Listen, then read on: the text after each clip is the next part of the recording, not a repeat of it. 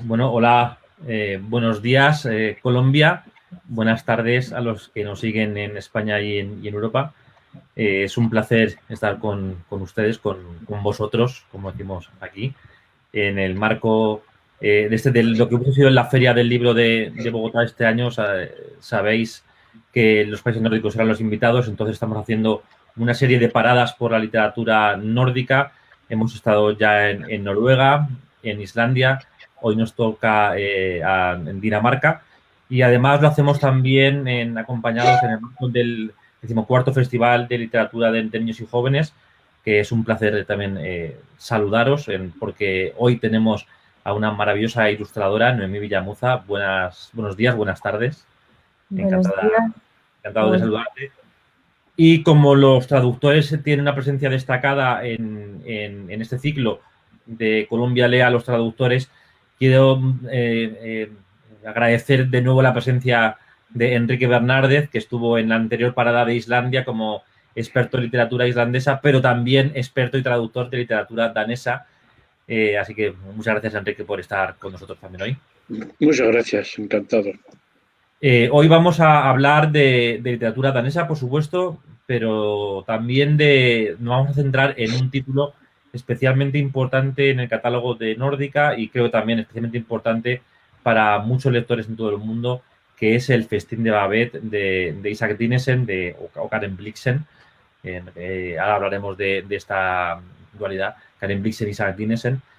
Como digo, es un título muy importante para nosotros porque fue el primer libro de la colección Ilustrados hace 14 años, y en unas semanas llegaremos al número 150 títulos de la colección Ilustrados. Así que bueno, hemos crecido mucho como editorial de libros ilustrados en estos años, y bueno, empezar con Noemí, que es la primera ilustradora que tuvimos en el catálogo, con quien nos enseñó a hacer libros ilustrados y quien ha estado de manera habitual en nuestra colección. Es un placer volver a estar aquí cara a cara, más o menos, ella en Barcelona, nosotros en Madrid, para hablar de cómo se hace un libro ilustrado, de cómo se hizo este primer libro, y también de las peculiaridades que tiene este libro, como digo, emblemático de la literatura danesa, porque, bueno, muchos, entre los cuales me incluyo, lo conocimos no por ser un libro de Karen Blixen, sino por una maravillosa película del año 1987, del mismo título, El Festín de Babet, que ganó el Oscar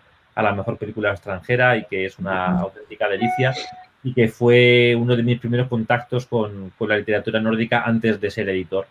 De manera que, bueno, hoy hablaremos de cine, de literatura, de gastronomía, de festines, de religión, de austeridad, de los numerosos temas que nos lleva la literatura y la cultura nórdicas.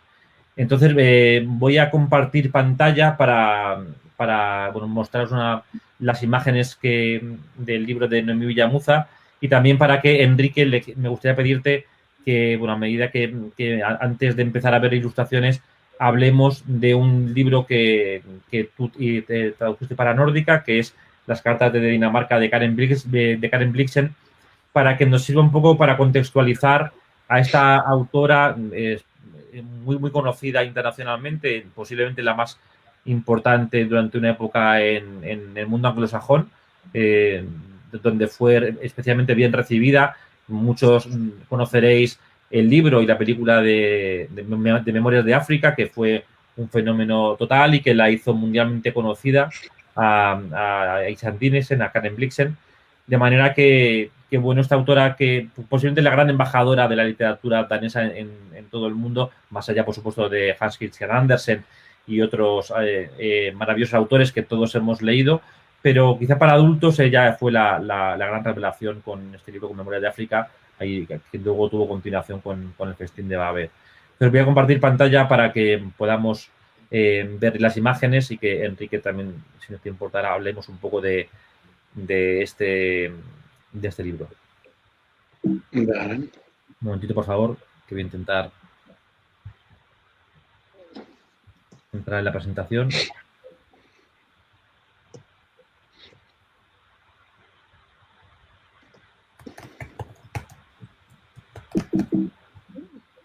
Pues me ha cerrado el programa.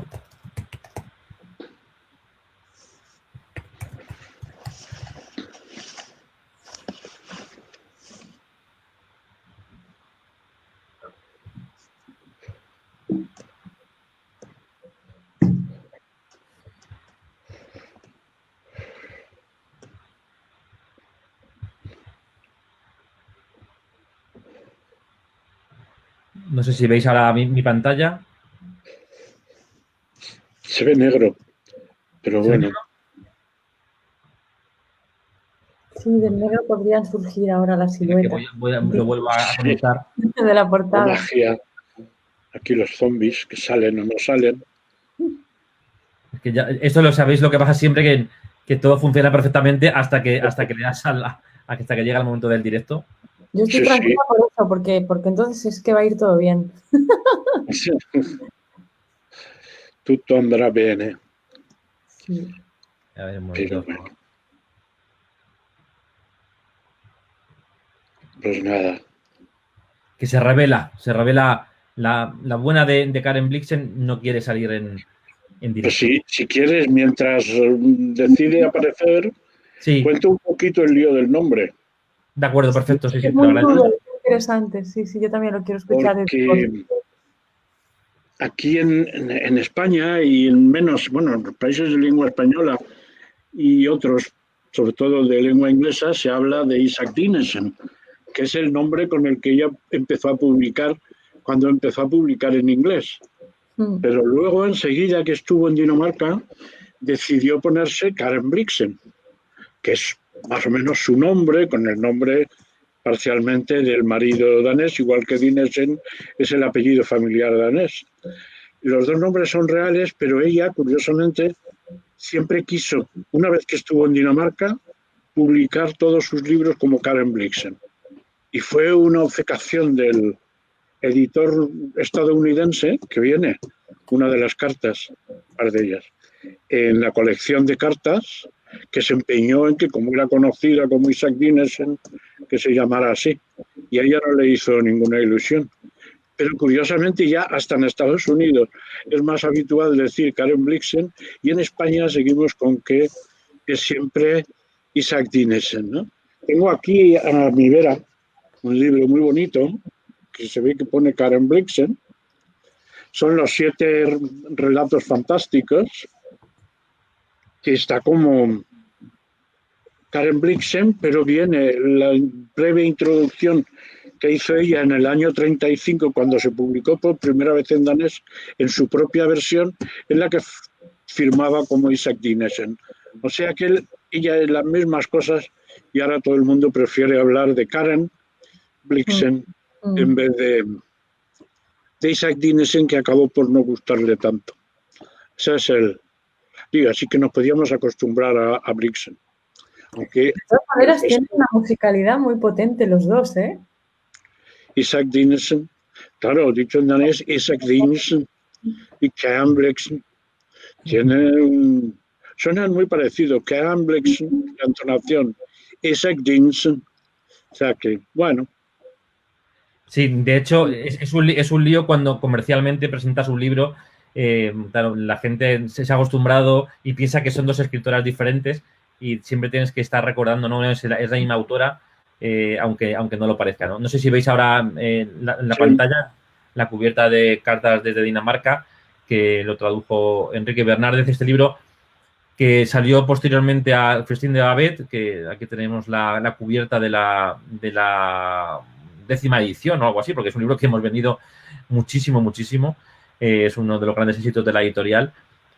Bueno, como digo, este libro salió después y es un libro muy importante para conocer íntimamente a la baronesa, y que yo es una autora que me gusta tanto que en uno de los viajes que hice a Dinamarca me fui a conocer su casa, a Rungsted, a un pueblecito que está cerca de Copenhague, y me fui a ver su casa, que es una auténtica preciosidad. No sé si la veis en la pantalla. ¿Me mira, ves? Sí, sí, sí. Y bueno, la casa tiene un jardín maravilloso. Bueno, está mantenida tal como estaba cuando ella vivía. Aquí está su escritorio. Porque Enrique, así que nos puedes hablar, ella empezó a escribir gran parte de los libros que conocemos, los escribió a su vuelta de África. O sea, todos conocemos su vida en África, en Kenia, ¿no? Donde tuvo una plantación de café, donde fue feliz, realmente seguramente fue la época más feliz de su vida.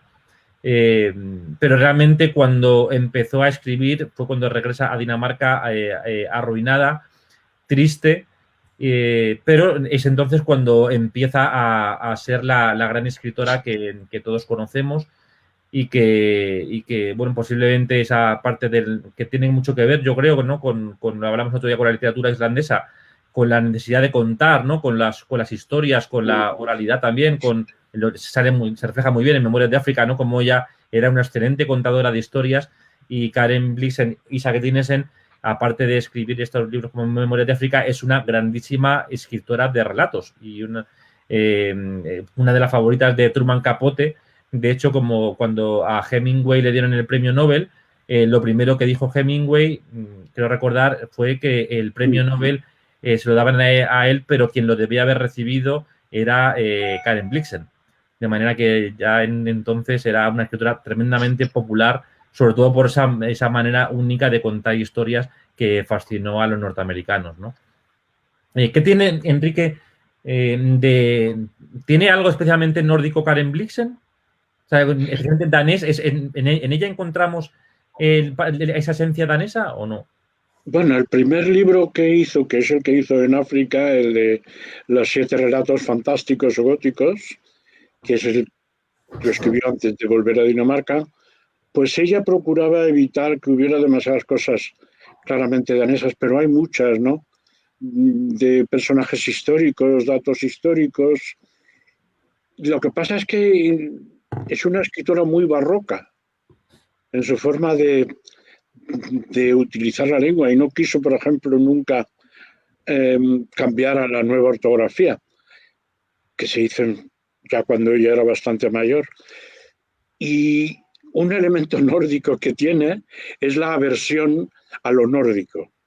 Esto es, ella es más o menos bastante enemiga de lo danés, cosa que se ve mucho en el Festín de Babet, que la liberación, para poder hacer una comida decente, tiene que venir alguien de Francia, y además no una persona cualquiera. Y tal, y entonces, claro, eso, toda la juventud danesa literaria que quería enfrentarse a la tradicional Dinamarca horrible, la adoptaron como madre espiritual y se convirtió en el gran personaje literario, y en parte porque su manera de narrar y sus temas son antidaneses, podríamos decir muchas veces.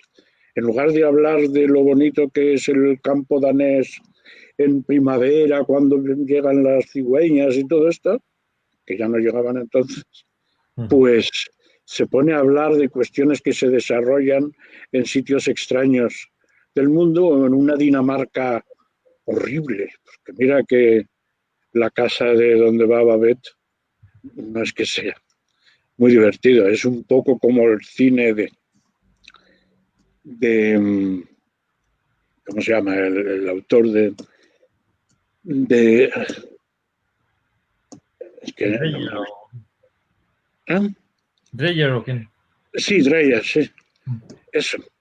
Pues es un poco así, tenebroso y cosas de estas. Y su lenguaje es un lenguaje muy, muy distinto al que escribían los daneses de la época.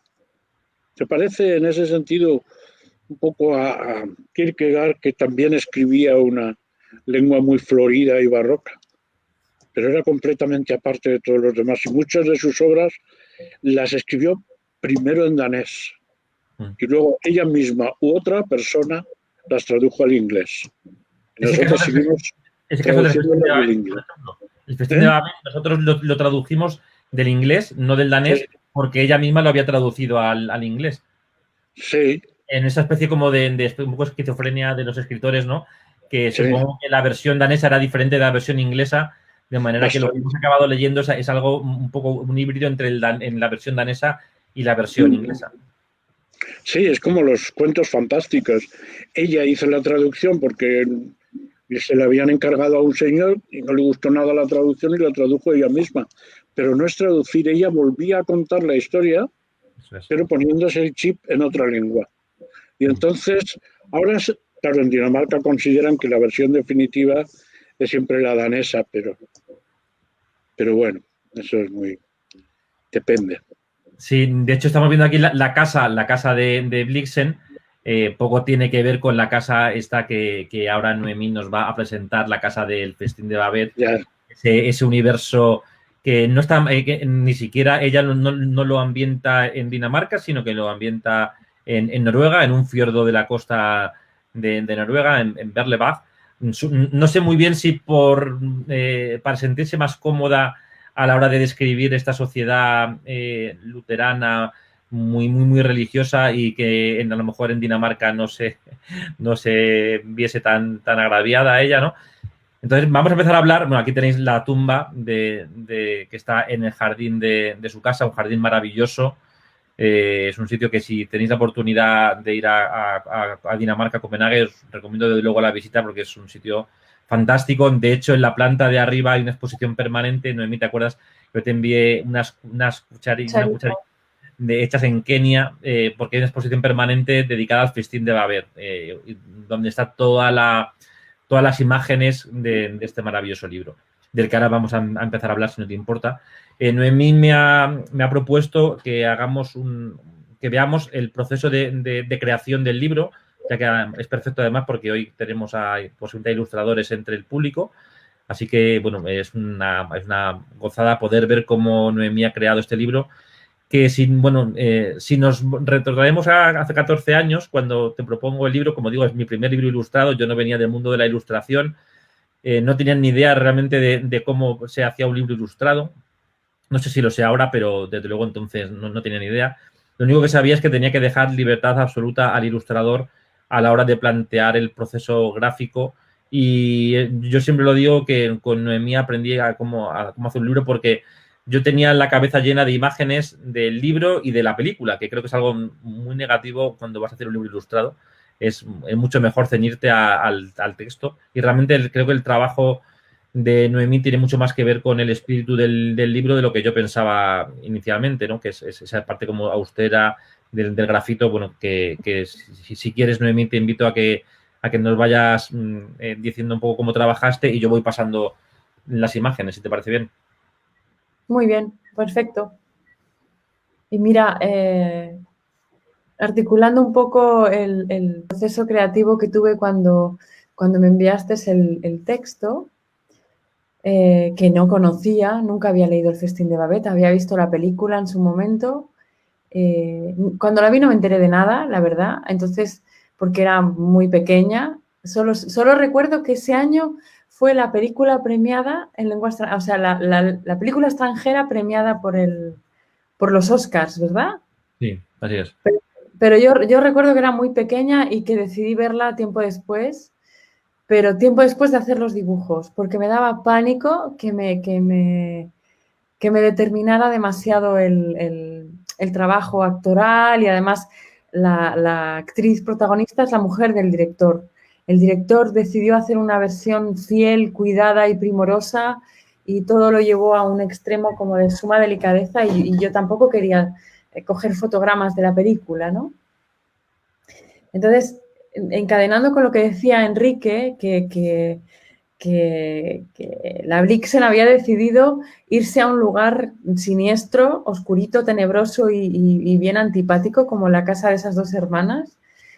Y claro, a mí eso me impactó mucho en una primera lectura. Esa descripción de la atmósfera y de cómo eran ellas. Mira, hay una imagen de siluetas que tiene mancha negra. Estas también. Mira, esa ya me va bien, la anterior ya me va bien. Porque esta sí. que es de los primeros garabatos que hice, que son crudísimos. Luego las artes finales son mucho más pulidas y más primorosas, pero a mí me interesa esto porque aquí está como lo primero que vomito cuando pienso en una sensación, ¿no? Y ellas dos eran rectas, secas, contenidas, gemelas, y tenían ese punto como de rigidez corporal que a mí me parecía muy interesante, porque era un reflejo pues de todo lo que ellas arrastraban, tanto culturalmente como espiritualmente, ¿no? Por la atmósfera tan oprimida en la que habían crecido. Y claro, Babette no es así. Y aquí se ve poco, aquí simplemente Babette las está como arropando, está como si las protegiera, como pasándoles un brazo por encima, pero hay otras imágenes, que las que tienen una mancha negra, que eran un estudio ¿Esta? Esta, sí. Como un estudio de las curvas de Babette, porque claro, Babette viene de Francia, viene de París, viene de una atmósfera donde hay un hedonismo, un glamour, una magia, una calidez, ¿no? Entonces, para mí, que es algo que te he contado muchas veces, los paisajes me daban igual, por más que fueran espectaculares, la arquitectura, las casas, sí, había visto un montón de escenas y de panorámicas de cómo eran esos pueblos, de cómo era la construcción de las casitas, pero el paisaje interior me parecía más alucinante, ¿no? Y la mezcla entre esa Babette voluptuosa y amorosa, ¿no? Que decide cuidar a esas dos mujeres tan rígidas, me parecía como que era el quid de la cuestión, que era lo que a ti más te asombró, que dijiste, pero bueno, ¿dónde está? No me ubica, ¿no? No, te faltaban los paisajes, te faltaban los interiores. Claro, en esta novela que hay tanta escena doméstica, yo no hice ninguna casa, solo los que habitaban esa casa. Y hay otra escena más, después de hacer esta Babette así con su moño y sus brazos, aquí donde ya empecé a jugar con cómo conversaban las formas de Babette y su manera de ofrecer y su brazo ofreciendo la sopa con ellas más rígidas, ¿no? O ellas haciendo un poco del pilar de la casa, eran ellas, pero sin Babette ellas no tenían, acabaron dependiendo de ella, ¿no? Porque sabía cómo cuidarlas, cómo atenderlas, cómo sentir sus necesidades, ¿no? Porque estaban como faltas de ese, bueno, bajo mi punto de vista, claro, estoy haciendo ya mi juego de esa sensación maternal, ¿no? De alguien más voluminoso que las cuida. Y ellas eran estrictas y estudiosas, cantaban y cantaban con una técnica y hacían las cosas con una rectitud. Y mira, esta escena me gusta mucho este momento porque es como una metáfora visual de ellas dos saboreándose de esperar la hora del té que Babette llegaba con la merienda, ¿no? Digamos, la hora de la merienda. Y cuando estaba montando esta imagen y la fusión entre las dos y Babette en medio llegando, ¿no? Hacia ellas, pasó lo del hueco, que no estaba buscado, pero que yo después dije, tengo que resaltar esto, de que quedaba un corazón entre las dos, ¿no? Las piececitos de Babette caminando son el hueco que aunque ellas no supieran expresarlo, pero ellas sentían mucho amor por Babette, por todo lo que les estaba ofreciendo, ¿no? Que ellas no conocían hasta entonces. Claro, recordemos que, bueno, el libro nos sitúa, como decía al principio, en un fiordo, en una costa inhóspita, porque hablábamos el otro día también de Islandia, ¿no? Como estos países que ahora son los más prósperos, ¿no? Los más ricos del mundo, pero claro, hasta hace relativamente muy poquitos años eran sitios tremendamente pobres y tremendamente duros, ¿no? Y tanto la costa danesa como la costa noruega eran sitios en los que la vida era muy hostil. Y el libro está ambientado en un pueblecito pequeño, de casas humildes, de secaderos de bacalao y de otros pescados, ¿no? En el que vive esta comunidad religiosa, en la que hay un pastor, que es el padre de las hermanas, que tienen una tradición protestante tremendamente dura. Lo comentábamos antes de empezar con Enrique, ¿no? Que si para nosotros es algo, está alejado de nuestra parte de nuestra religión, ¿no? Del catolicismo, supongo que en Colombia todavía más, ¿no, Enrique? Esta visión de la sociedad tan dura, ¿no? Tan estrecha, con las casas blancas, ellas vestidas siempre de negro, el pastor igual, donde está todo alejado de los placeres y de cualquier tipo de disfrute sensorial, ¿no? Que tenían que evitar a toda costa. Sí, claro, Noruega para un danés es todavía más oscuro porque la costa es mucho más complicada que la danesa, que en Dinamarca es muy llano, entonces no es tan terrible. Pero, pero es ese peso del luteranismo radical que había, que eso, por ejemplo, ya tiene que ver con el festín de Babet, se manifestaba en cómo debía ser la comida, que es una cuestión que tratan daneses, noruegos y suecos e islandeses, más los irlandeses. La comida tiene que ser cocida y cocida hasta que prácticamente pierde todo su sabor. Entonces se mezclan 4 o 5 ingredientes, por ejemplo, nabos, coles, patatas y carne, todo se cuece y se le echa una salsa que es como una bechamel sin leche. Y ya está, ¿no? O sea, una absoluta austeridad. Ahora se habla de los países austeros del norte, pero es que eran austeros también en ese sentido. Había que evitar todo lo que pudiera salirse de la normativa que consideraban hecha por Dios. Por eso en Dinamarca, en Noruega, en Suecia, pero más que en ningún sitio, en Dinamarca hubo movimientos desde tiempos de Andersen, movimientos reformadores muy fuertes. Para lo que se decía, la persona está hecha, no, Dios, perdón, la iglesia tiene que servir al hombre y no el hombre a la iglesia. Y eso era la idea, pero todavía siguen dándole a ese tipo de temas. Curiosamente, en las cartas, Karen Blixen de vez en cuando toca temas de estos religiosos, pero en cuanto al peso de la institución. Y en ese cuento, como en otros, es que realmente vemos lo duro que era todo. No hay más que ver las películas de Dreyer, también oscuros, todos de negro, todos por ahí que parece que estuvieran de funeral las 24 horas del día, sin admisión de placer, y si hay un placer, entonces eso es pecaminoso. Así que muy real.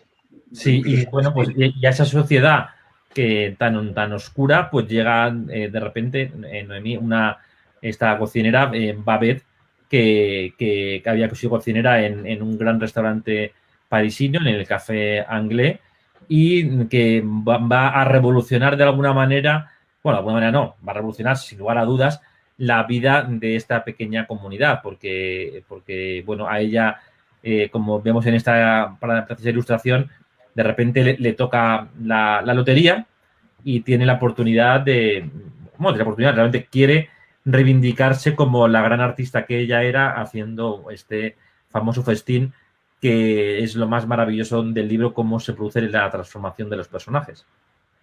Ahora, ¿estás compartiendo pantalla, Diego, o no? Ah, sí, ahora. Vale. Sí. Aquí tenemos la pantalla, la imagen, ¿no? La ilustración de cuando recibe la carta en la que le comunican que ha ganado la lotería. Y aquí empieza el festín. Y aquí, ¿ves la pantalla? Sí, perfecto.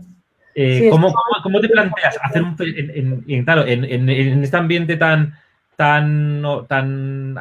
austero, de repente todo va a cambiar, porque de repente vamos a hablar de un festín maravilloso en el que, como veis aquí, habrá sopa de tortuga, tendremos las codornices o sarcófages, todos estos maravillosos platos que yo tuve la oportunidad de cocinar una vez en una fiesta que hicimos en una librería de Madrid, y lo difíciles que son, las de tortuga no lo pude hacer.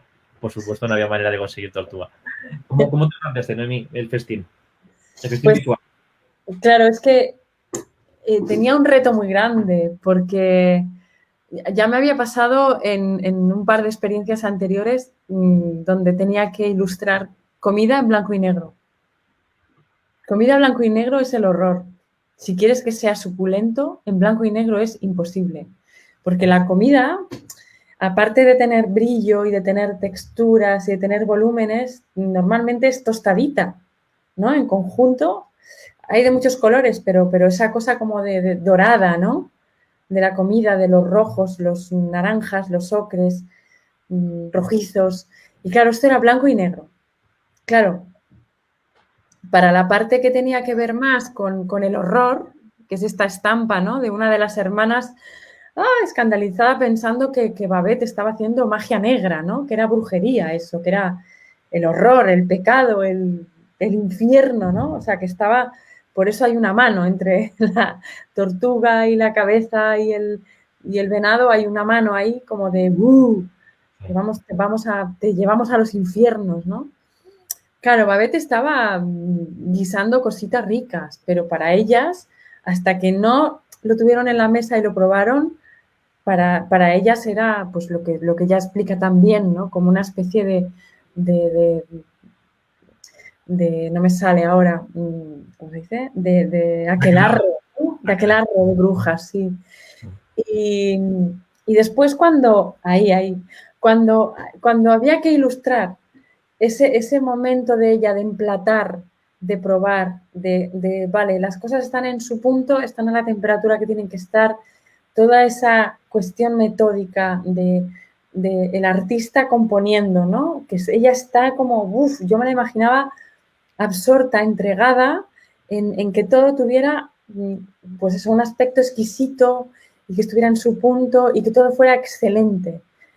Claro, la mejor manera era no poner la atención en su gesto de cara, sino en su gesto corporal completo, ¿no? Para seguir jugando con eso que os decía antes de la silueta, que es una silueta sinuosa, dulce, con sus redondeces. Y la comida en blanco y negro no era suculenta. No podía dibujar codornices ni ningún estofado que tuviera buen aspecto en blanco y negro. Entonces ahí dije, vale, pues una vez más tengo que irme a la metáfora poética y tiré de nubes. O sea, la comida era como un soufflé, como un flu-flu, como un algo que no etéreo, ¿no? Como que los platos están ahí como si fueran pequeños ovnis de placer, no sé. Y además, yo creo que todavía le da más esa sensación de delirio, ¿no? De que ya está emplatando o probando y está como, que flota de gusto. Bueno, aquí esto sería como el final del...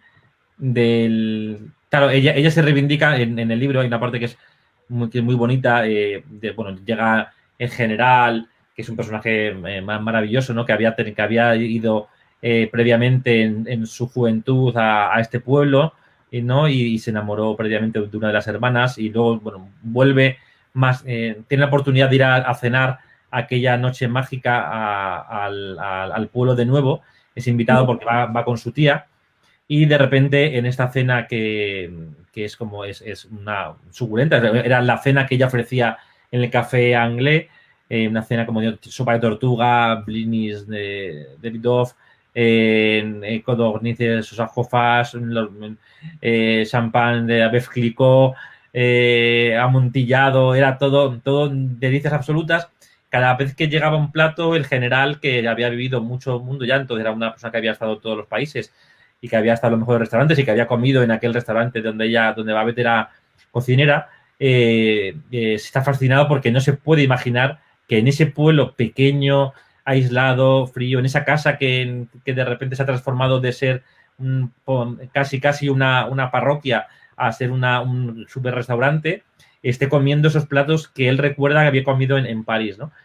Y bueno, ese disfrute y esa transformación de los que yo creo que es lo más bonito que tiene el libro para mí, es cómo a través de la comida, cómo a través del placer, esta gente tan austera que se dicen unos a otros, recuerdo que se dicen como, antes de cenar, se dicen, vamos a cenar, pero no vamos a disfrutar. Tenemos que, por nuestro cura, tenemos que hacer el esfuerzo de no disfrutar nada. Los alimentos no tienen que dejarnos nada porque al final eso no cuenta, lo importante es el espíritu, ¿no? Y como ven que a medida que van tomando el vino de Burdeos y el champán y empiezan a transformarse, empiezan a vivir, se van cambiando por completo, ¿no? Y es como la gran transformación que Babel les ofrece, ¿no? De ser esta sociedad tremendamente cerrada a abrirse entre ellos, a reconocerse unos a otros, a reconocer, pues si yo te robé, yo te timé, bueno, es como una apertura que es absolutamente maravillosa y que, Enrique, yo creo que en esta sociedad, cuando vas a los países nórdicos, una de las cosas que te sorprende siempre, lo hemos hablado en las sesiones previas, es que, claro, los nórdicos son muy cerrados, ¿no? Entre ellos apenas hablan, no se tocan, y parece como que la comida, el vino, el placer, de repente les permite dejar de ser quienes son y ser más abiertos, ser un poquito más latinos, un poco latinos, vamos. Sí, especialmente los daneses, ¿no? Y en parte los islandeses. Ahora, claro, no tiene nada que ver con Escandinavia hace 60 o 80 años, ¿no? Que eran sociedades muy cerradas. Ahora están muy abiertos. Los islandeses hace, pues, 40 años hablaban de que ellos practicaban la nueva cocina islandesa que tenía muchos elementos de la cocina española. Yo estuve por allí entonces y nunca conseguí encontrar qué era lo español de allí, pero ellos lo veían como una manera de comidas alegres y tal y que cual, en vez de las cosas secas, las cosas cocidas, el tomar como se bebía en tiempos cuando no había dinero para vino, o sea, siempre el segundo suero de la leche, de hacer queso, o sea, que es como zumo de pies, ¿no? Huele y sabe a zumo de pies. No es nada divertido. Entonces eso ha cambiado, pero hace nada, o sea, justo antes de la Segunda Guerra Mundial, eran países extraordinariamente anclados en la poca alegría de vivir. Ya han cambiado, pero, por ejemplo, todavía se encuentra esa forma de ver las cosas en ámbitos protestantes estrictos en Estados Unidos, donde la comida no tiene que tener sabor y protestan si hay sabor, donde en la televisión nadie se ríe, donde no hay diversión, sino simplemente se hace lo que hay que ir a hacer. Eso es más parecido a lo que era hoy día en Estados Unidos a lo que era la Escandinavia de hace unos decenios. Pero en el festín de Babette es obvio. Lo que cambia todo es que llega esta mujer de otra cultura. Igual que Blixen, es que ella viene de África y entonces se trae un mundo distinto y ella puede funcionar con eso. Ahí mete, claro, el refinamiento y esas imágenes curvilíneas negras, o no negras, pero vamos, imágenes curvilíneas, que es frente a la verticalidad, es la imagen de la voluptuosidad, que ahí viene lo de voluptuosidad, ¿no? O sea, la palabra, vamos, viene de voluptuoso. O sea, que como Babette es un mundo distinto al de la gente que va a comer en esa casa, ¿no? Y cómo lo tiene que hacer ella con sus propios medios. O sea, porque ella se gasta el dinero que ha ganado. Porque ¿cómo va a gastarse la familia el dinero en algo inútil? Como disfrutar comiendo, aunque luego disfruten como enanos. Pero bueno. Sí, y de hecho esta ilustración a mí me gusta especialmente, Noemí, porque, claro, aquí es cuando ella se reivindica después de hacer esa cena maravillosa, en lo que ellas, cuando le dice a las hermanas que se ha gastado todo su dinero en hacer esta cena, y ellas piensan que lo ha hecho por ellas. Y ella dice, no lo he hecho por vosotras, lo he hecho por mí, porque una gran artista nunca será pobre. Y esta ilustración me encanta, sabes que es una de las que más he utilizado siempre con el libro, porque creo que es aquí como el orgullo sí. Total de Babette, ¿no? Terminando, una vez que ya ha terminado. Sí. Ole yo, brinda por sí misma, en plan, qué bien, o sea, está agotada de las horas que ha estado de pie cocinando, pero está diciendo, ¡buah! Me ha quedado una obra de arte. Claro, y el resultado de la obra de arte es cómo está todo el mundo, que ha salido a bailar, borracho, ¿no? Agarrándose de la mano, mirándose con ojos brillantes y sintiéndose libidinosos después de los manjares y los vinos y... Sí, sí. Yo creo que además es el único momento en el que ella se concede bajar las alertas y decir, y ahora yo me bebo esta copa de vino porque me lo he ganado, porque brindo por mi arte y por lo que he conseguido, por lo que les he, bueno, demostrado, se lo ha demostrado a sí misma, ¿no? Pero el efecto de su arte está en la actitud que han tenido todos. Vamos a volver, no sé si teníamos entre los bocetos, como están aquí mezclados, a ver a uno que, aquí está una de las hermanas, que cuando está con papel, con el que va a... No sé si tienes un boceto que te parezca... Con muchos chiquititos. Creo que había una... Sí, lo que pasa es que se ven muy chiquitines. Bueno, a ver si puedo, no sé, déjame si se puede ampliar. ¿Lo veis mejor ahora? Sí. Sí, pero... Esto sería como un casting que hiciste para encontrar los personajes o para encontrar las situaciones. ¿Cómo es? Sí, bueno, son manchas de composición con las que veo cómo van a ir, por dónde van a ir las siluetas, un poco el casting, sí, de cómo van a ser sus cuerpos, sus gestos, manchitas de cómo va la luz cuando ellas tienen la vela sobre la cara, o bueno, manchas de los humos de la comida, de lo que irradia la carta cuando ella descubre que se ha ido de repente aquí. Da igual, ya está. Para que veamos aquí. Perdonad. No pasa nada. Bueno, aquí tenemos la babet, esta me gusta mucho. Sí. Nuestra babet aquí en plena arte del...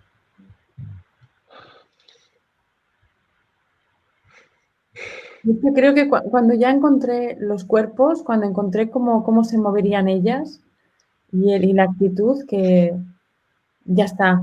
Fue como de, vale, ya está. A partir de ahí tengo que construir todo lo demás, utilizando el tema de las curvas y la recta, el movimiento que tiene Babette, que siempre es como más abierto, más invitador, más de ofrecer. Y ellas no ofrecen, ellas están pues herméticas, ¿no? Como más cerradas en sí mismas. Luego recuerdo que cuando llegué a la parte del banquete, a la parte del festín, yo estaba tentadísima de cómo ilustrar aquello. Pero me di cuenta que eso lo tenía que dejar para la imaginación del lector, porque la descripción que hace la Blixen de todo lo que están comiendo, el orden en el que lo están comiendo, con qué bebida, con qué salsas, es que eso es algo que según lo lees tú solo lo vas imaginando, ¿no? Era imposible hacer esa mesa.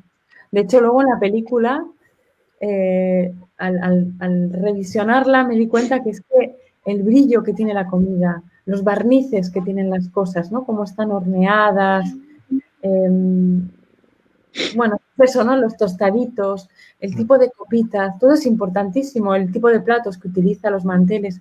Claro, ella lo cuidó todo como lo hubiera hecho en el restaurante donde ella hizo sus grandes obras, ¿no? Sí, de hecho, yo creo que ya como en una discusión sobre cómo se ilustra un libro, ¿no? Digamos que los ilustradores podéis hacer, hay ilustradores que necesitan explicar exactamente todo lo que pasa en el libro, o sea, que son fieles totalmente al texto y cuentan cada pasaje, y si hubiese centrado posiblemente otro ilustrador, se hubiese centrado en ese festín, quitando toda la imaginación al lector. Bueno, pero el ilustrar es elegir, ¿no? Al final tú eliges qué pasajes quieres ilustrar. Tú decidiste que preferías no ambientar nada, no situarnos en la casa. Es una elección, ¿no? Al final cuesta mucho tomar ese tipo de decisiones. Porque es más fácil irte a hacer la descripción a lo mejor del banquete, dejando la parte a lo mejor más psicológica de los personajes a un lado. Sí, sí. Claro. Y siempre trabajas así. Es algo, cuando tú te planteas un libro ilustrado, huyes de lo fácil, intentas no... No sé la respuesta porque he hecho muchos libros contigo, pero quizá la gente no lo sabe. Pero es que a partir de una vez es cuando fui consciente de cuánto me importaba la figura humana. Hasta entonces no me había dado cuenta que era en lo que yo ponía el foco. Pero fue a partir de Babet cuando tú me hiciste ese resalte de, ostras, al recibir las ilustraciones, ¿no? De dónde están los paisajes, dónde están las atmósferas. Y ahí me di cuenta de cuánto me interesa la figura humana y el gesto como manera de hablar, ¿no? Porque, claro, en una ilustración el personaje expresa, pero no habla, no es una animación. Entonces, lo que transmite, lo transmite por su actitud corporal, por cómo mueve las manos, por cómo es su... Bueno, aquí se ve muy claramente la idea de esa cosa recta y seca y como contenida, ¿no? Y además me acuerdo que hasta miré un catálogo de expresiones. Estuve trabajándolo con una amiga que hace danza y que me explicaba cómo se analizan los gestos de una persona en función de su, pues eso, de su movilidad, cómo se analiza su actitud emocional, su personalidad, ¿no? O esas cosas que puedes intuir aunque no las veas claramente. Perdona que se ha ido la imagen, a ver. Y aquí ya también. Sí, es verdad que yo creo que en tu ilustración, yo siempre lo digo, a mí es algo que se nota. Hay ilustradores que generan, por ejemplo, Javier Zavala, ¿no? Generan decenas de ilustraciones para cada libro. No es ni mejor ni peor, es que es la forma de trabajar de cada ilustrador. Y tú es como que tu trabajo está muy concentrado, ¿no? Se nota en esa manera de trabajar con el grafito, ¿no? Con cada gesto, cada movimiento, está buscado, está pensado, ¿no? Y eso al final acabas haciendo quizás menos ilustraciones, pero más concentradas, ¿no? Más buscando la esencia de lo que quieres contar. Sí, es exactamente eso. Es como apostar porque todo está contenido en la figura y en su movimiento y en su gesto y en cómo compone y que parte del trabajo es el blanco del papel también. O sea, cómo respira el entorno de las figuras también es importante. De hecho, cambió muchísimo de la edición de fondo blanco a la edición de fondo negro. ¿Te acuerdas? Porque de repente... Sí, la primera edición era negra, era alta, la negra, y luego ya decidimos ir pasando al blanco. De hecho, hay una pregunta por aquí que me llega, que te preguntan, Noemí, ¿por qué son ilustraciones en blanco y negro? No sé, ¿sabes que no me acuerdo si fue cosa mía o fue cosa tuya? Mía no creo, porque no sé, han pasado 14 años, no sé. Lo digo porque yo creo que siempre por lo menos es algo que siempre digo que he defendido y que a lo mejor no es así y me confundo. Es como que desde que siempre he dejado libertad al ilustrador para que plantee el trabajo como quiera, creo, ¿eh? No lo recuerdo, ahora que han pasado muchos años, claro. Mira, yo lo que recuerdo muy vivamente es en qué contexto estaba cuando recibí el mail en el que me decías, soy Diego Moreno, tengo esta editorial y voy a trabajar este libro y me gustaría que ilustraras esta obra. Y me diste una referencia, me hablaste del libro de las nanas. Sí, maravilloso, de Media Vaca.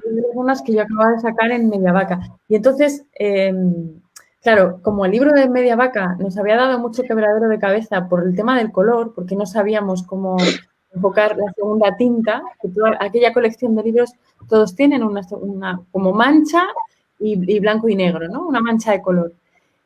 Y no habíamos dado con la clave de qué color le iba bien a las nanas y al final apostamos por el blanco y negro crudo y puro y funcionó. Y claro, tú me dijiste, ese libro es mi referencia. Y yo pensé, ese libro es una auténtica maravilla. Yo claro, sé que pues el libro de las nanas es ese libro, pero es un libro que para todos los que nos apasiona la ilustración, todos los de Media Vaca, pero aquel libro especialmente es una auténtica joya, ¿no? Era difícil eludir ese libro como referente, ¿no? Y entonces yo, de verdad, fíjate a estas alturas, que igual no me hiciste ninguna restricción, pero yo ya me lo tomé como un hándicap de, vale, es novela gráfica, es un público más adulto, les puedo hablar en este lenguaje sin necesidad de utilizar muchos colores. Y la verdad es que Si lo reeditáramos y me dijeras vamos a usar una segunda tinta, creo que no. No, yo también lo tengo claro, que este es el libro. Sí, que ya está. Que esta austeridad le va bien a la austeridad que tiene esa casa. Otra pregunta. Sí, perdona, Enrique, ¿qué decías? Sí. No, que totalmente, que el libro es blanco y negro. Dice, otro comentario, dice, se siente en Babet el horror de lo que pasó las tropas prusianas arrasando con los revolucionarios franceses.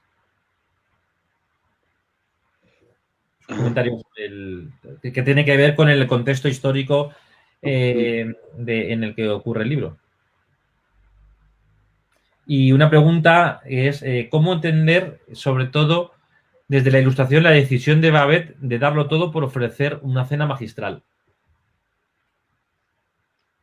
Bueno, es el brindis final, ¿no? Es lo que hablábamos antes de lo que ella decide, es lo que acabáis, es que lo habéis explicado muy bien, que ella lo está haciendo por sí misma, es como su creación, no puede no hacerlo, es su proyecto, hacer esa cena y además es como una liberación después de haberse contenido tanto y de haberles ofrecido esa comida que era anti-Babet, ¿no? Porque durante meses y meses ella está sirviéndoles el bacalao seco, la carne seca, el pan negro, ese té tan áspero, todo bajo unos preceptos que no son su condición.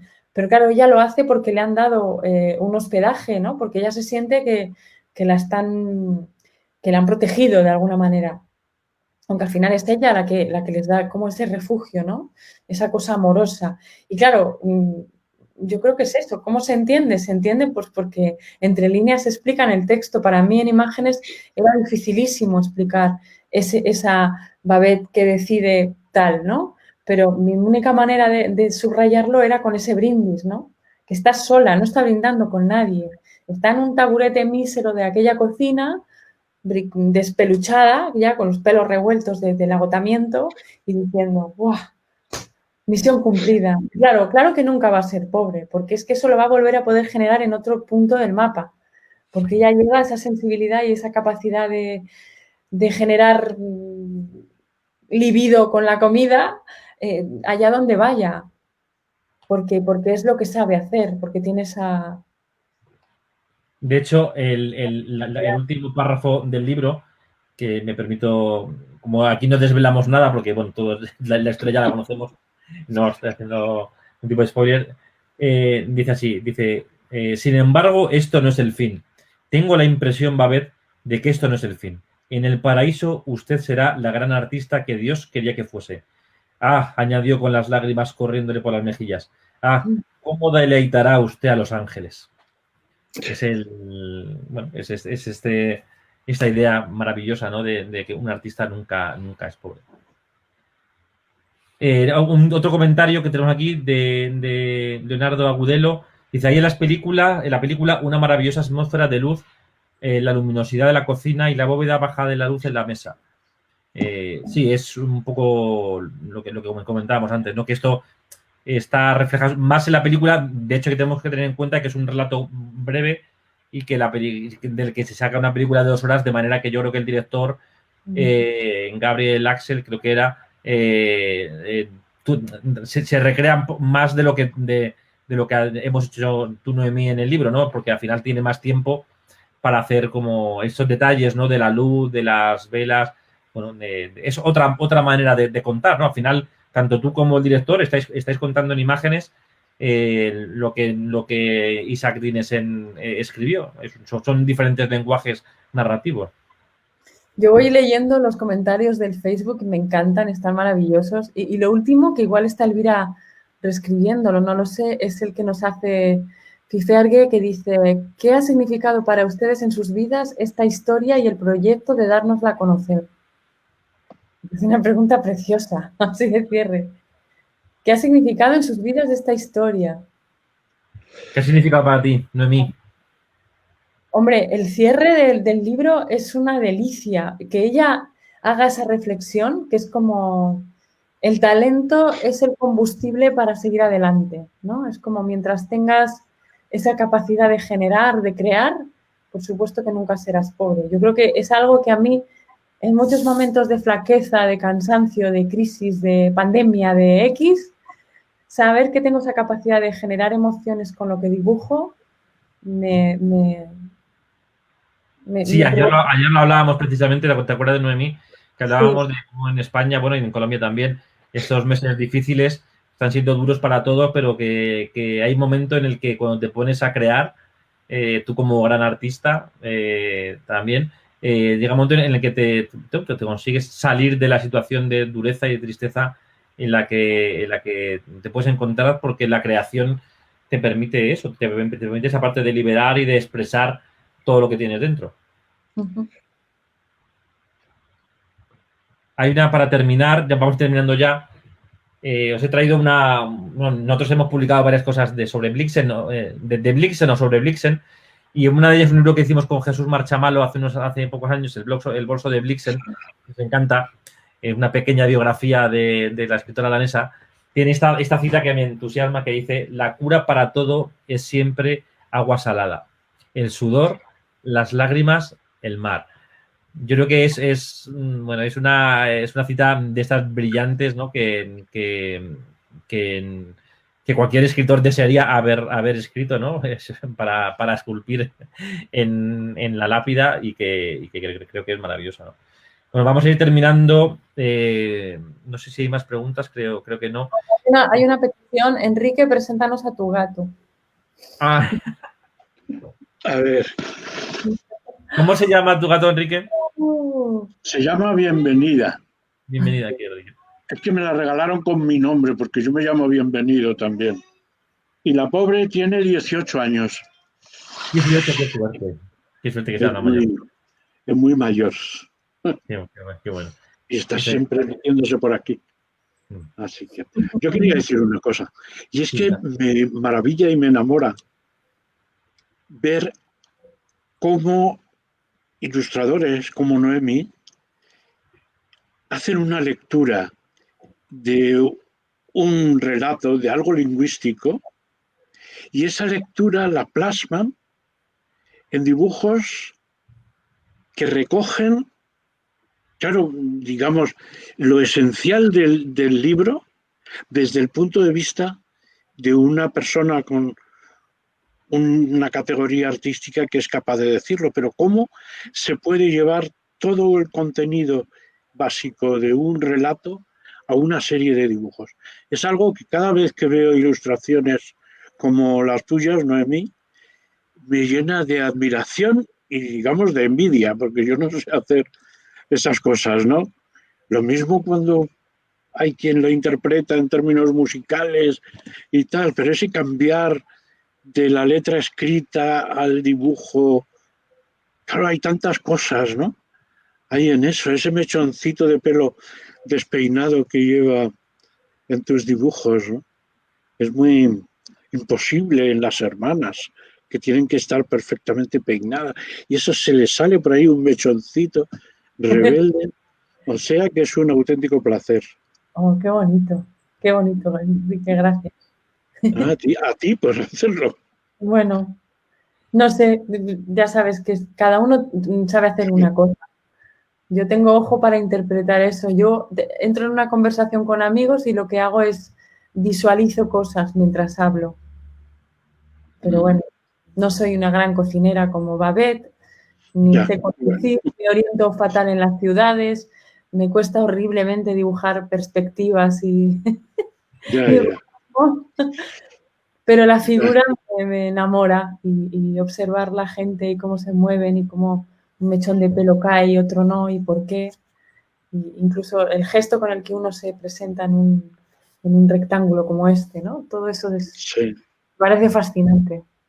Sí, las formas geométricas de los cuerpos son fantásticos, no hace falta casa ni paisaje. El paisaje va a ser exactamente igual de vertical. La casa va a ser cuadriculada, con columnas, con paredes, o sea, una cosa magnífica. Bueno, ellas son la casa, ¿no? Ellas tres hacen la casa. Eso es, sí, ellas son la casa. Sí. Bueno, pues agradeceros, Enrique y a Noemí, muchísimas gracias por estar con nosotros hoy. También queremos agradecer a la Embajada de Dinamarca por colaborar en este encuentro y a la librería Casa Tomada, que siempre le animamos al final de de estos encuentros, y realmente en el caso de Nórdica lo hacemos de manera continua. Por favor, id a comprar libros a las librerías. Vivimos de los libreros, todos los que estamos aquí vivimos de las ventas de libros en las librerías. En este caso recomendamos Casa Tomada, que además, por lo que me comentan, hicieron también un festín de Babet inspirado en el libro. Así que buena iniciativa, que yo también pude hacer una librería de Madrid hace unos años y sé que es una experiencia divertidísima. Muchas gracias a todos por acompañarnos. Espero que esta tercera parada de nuestro viaje por los países nórdicos de Colombia y a los traductores haya sido tan interesante para ustedes, para vosotros, como lo ha sido para nosotros. Yo me lo he pasado muy bien con estos dos maravillosos amigos, Noemí y Enrique. Muchas gracias y buenas tardes. Hasta pronto. Gracias. Gracias por presentarme a Enrique. Hoy lo mismo digo, presentarme a Noemí. Qué bien, escucharte hablar de lo que sabes y de cómo interpretas a tu mujer y la cultura de la que traduces y todo. Qué gusto. Bueno, tú también haces lo mismo, de otra manera, con otro lenguaje. El lenguaje gráfico es que es... el ser humano podemos hacer muchas cosas. Yo soy incapaz de dibujar. Nunca lo he intentado tampoco sistemáticamente. No me he puesto, pero quiere decir porque nunca he sentido la necesidad, ¿no?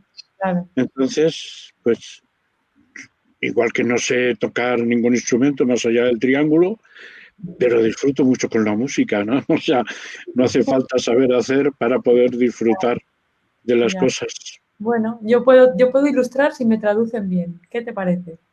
Ah, estupendo. La historia